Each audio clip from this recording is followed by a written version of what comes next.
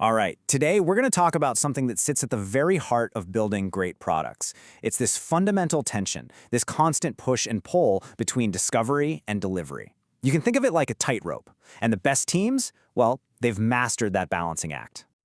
So it really all comes down to this one question, right? A question every single product team, every founder, every leader has to wrestle with. Just how much of our time should we be spending learning versus how much time we should spend building? And look, the stakes here are super high. I mean, get this balance wrong and you're in trouble. If you lean way too hard into discovery, you know what happens? Paralysis by analysis. You're just learning and learning and learning, but nothing ever actually gets out the door. But if you swing the other way and go all in on delivery, well, you might just build the wrong thing really, really fast. And shipping wasted effort, that's a failure in its own right. Okay, so to figure out how to strike that perfect balance, we've got to first really understand what these two things, learning and building, actually are, and why they both matter so much. First up, let's talk about discovery, or learning. A lot of people think discovery is just about being slow, but that's not it at all. It's about being smart. Discovery is all that work you do to kill risk. It's how you get crystal clear on the opportunity, make sure you're actually in sync with what your customers need, and, avoid spending months building something nobody wants. This is how you build real confidence, and honestly, it's where the best innovation really comes from. Now let's flip it and talk about delivery, the building part. This is where the rubber meets the road, right? This is how you turn all that learning into actual real-world impact. It's how you create value in the market, get that juicy real usage data, and of course, how you start making money. Shipping stuff builds momentum, and it kicks off the most powerful feedback loop there is, the learn and improve cycle. There's a quote that just nails this. Discovery without delivery is theory. Delivery without discovery is gambling.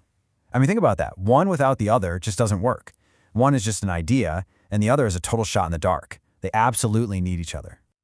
So if you can't just do all your learning and then all your building, what do you do? How do you actually manage both at the same time?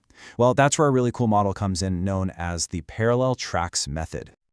This is often called dual track agile. And the big idea here is actually pretty simple. Stop thinking about these as steps in a line. You don't finish discovery and then start delivery. Nope, the best teams run them at the same time in parallel. The learning track is constantly digging up insights and validated ideas, and it feeds them right over to the building track. The building track then ships stuff, which creates real-world data, and guess what? That data feeds right back into the learning track. It's this beautiful, continuous loop. But here's the real secret sauce. This balance, this split, it's not set in stone. It has to change and evolve. Think about it. If you're an early-stage startup, you're swimming in questions, right? So maybe you're spending like 70% of your time on discovery. But once you've nailed product-market fit and it's time to scale, that might totally flip to 30% discovery and 70% delivery. And for a big enterprise that's mostly optimizing, maybe it's even 20%.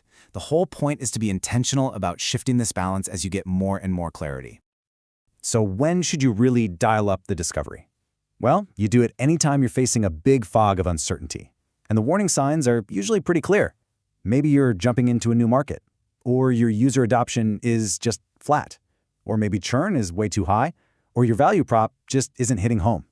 In any of those cases, your job is to use discovery to find a clear path through that fog before you start pouring resources into building. And on the flip side, when is it time to put the pedal to the metal on delivery? It's when you've got those really strong signals, like there's already high demand for what you're doing, or you validated a new feature with a prototype and it's a clear winner. Maybe market timing is just everything and you have to move now. Or you can see a really obvious ROI. When you see these signs, the game changes. It's all about speed and capturing that opportunity as fast as you can. Let's make this real with an example. Think about Slack. They are absolute masters of this balancing act.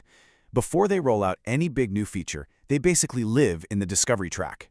They're doing continuous customer interviews, they're running prototype trials, they're obsessively tracking how people actually use the product.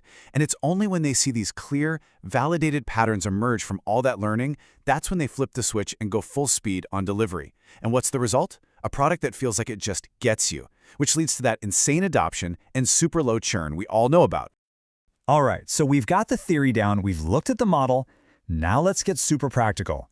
Let's talk about the common traps and pitfalls that you absolutely have to avoid if you're going to master this balance. Okay, you really need to watch out for these. These are the anti-patterns that just kill progress. First, there's the endless discovery loop, where you just research forever and never make a call. Then there's the opposite problem, rushing to write code after one single good interview. A huge one I see all the time is treating a launch as the finish line. It's not. Shipping something is the start of the next learning cycle, not the end. So if we're going to boil this all down, what are the big takeaways? First, discovery uncovers and reduces risk. Delivery is what creates value. Second, that balance between the two has to change as you get more clarity. And maybe most important of all, remember that it's a cycle. Learning fuels building, and building fuels more learning. The very best teams, they run both tracks all the time, continuously. And I guess that's the final thought I want to leave you with. This whole thing isn't about choosing between learning and building. It was never a choice. The truly great product teams, the ones that win over and over again, they don't pick a side. They master both.